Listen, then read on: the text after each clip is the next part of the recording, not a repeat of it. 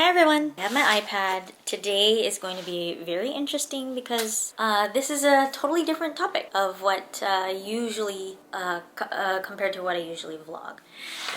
Oh, am I focused? I can't see. I can't tell. I can't tell. My face is focused. But let's get a little closer.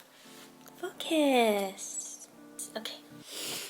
Today I'm going to be talking about a lot of things actually. Okay, for some of you that don't know, Michael and I have been trying to conceive or, get pregnant for more than a year, but unfortunately that hasn't happened, so we decided to take the route to take a look and see what's going on.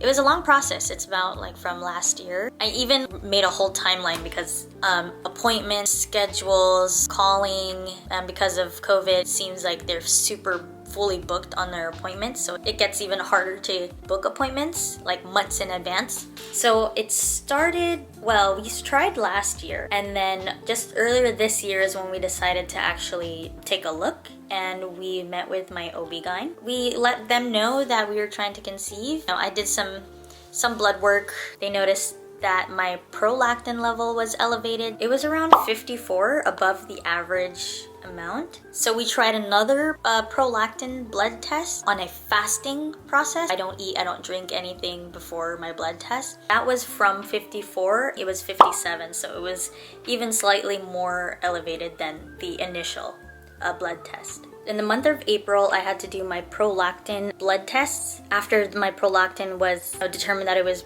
pretty high, we wanted to take a look at my MRI as a next step. We've had to make sure that I wasn't pregnant at the time. It's just protocol, making sure you cover the bases before going through MRI or any scans. And then May 25, I actually have the date, we requested the HCG. I got a negative HCG. On May 28, I scheduled an MRI appointment. Scheduled for an MRI on June 11. At the time of my appointment, I was actually getting dressed up, getting ready. Radiology department asked if I may be pregnant. At the time, I think I was a week late. So it was pretty delayed. We just canceled that appointment and said we'll just reschedule. And there was another opening on June 26. Shortly after I started my period, that means, I'm not pregnant. While waiting for that appointment, the June 26 appointment, I got my prolactin test done again, but it was even higher at 88. That's pretty high.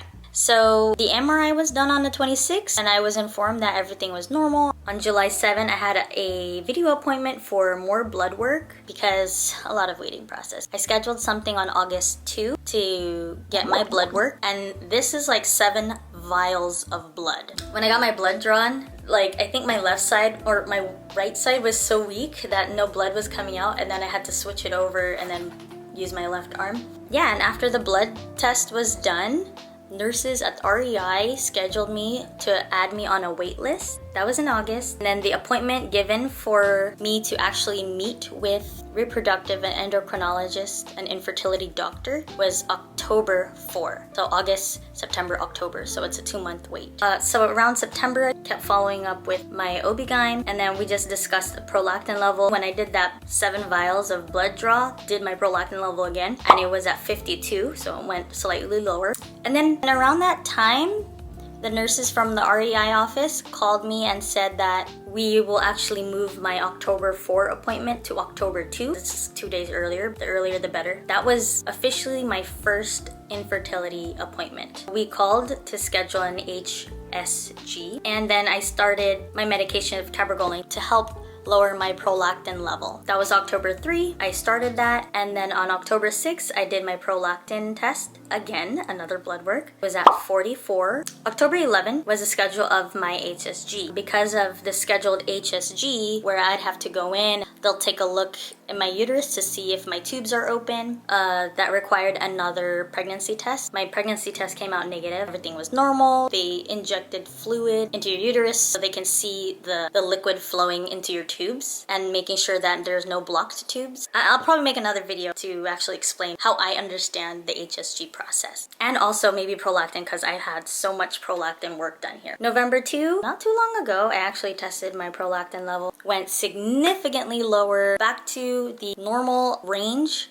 which is 14. Yay! November 2, my prolactin was 14. November 3, we called to schedule a baseline sono. A baseline sono, I'll also explain in another video. It's basically a ultrasound of the uterus. I actually got to do it on my 4th day of my cycle. First day is, you know, when you start having your regular menstrual flow. On the 3rd day, I scheduled because I think it hit the weekend. I had to make sure that it wasn't a weekend because the office is closed on weekends. So I was able to do it on the 4th day. Yeah, and then I started my Clomid. So that's, they took a look at my follicle. Maybe in another video I'll explain that, but they took a look at my follicle. And then I do have a next appointment November 12th. So yesterday, we had to do a COVID test. I guess it's just to make sure, you know, we're negative. So Michael and I had to take the COVID test for us to proceed with the next appointment.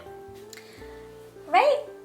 That's a lot. That's a lot of information. I know I've mentioned a lot of keywords like prolactin, baseline sono, HSG. Yeah, a lot of interesting stuff here that I can't even comprehend.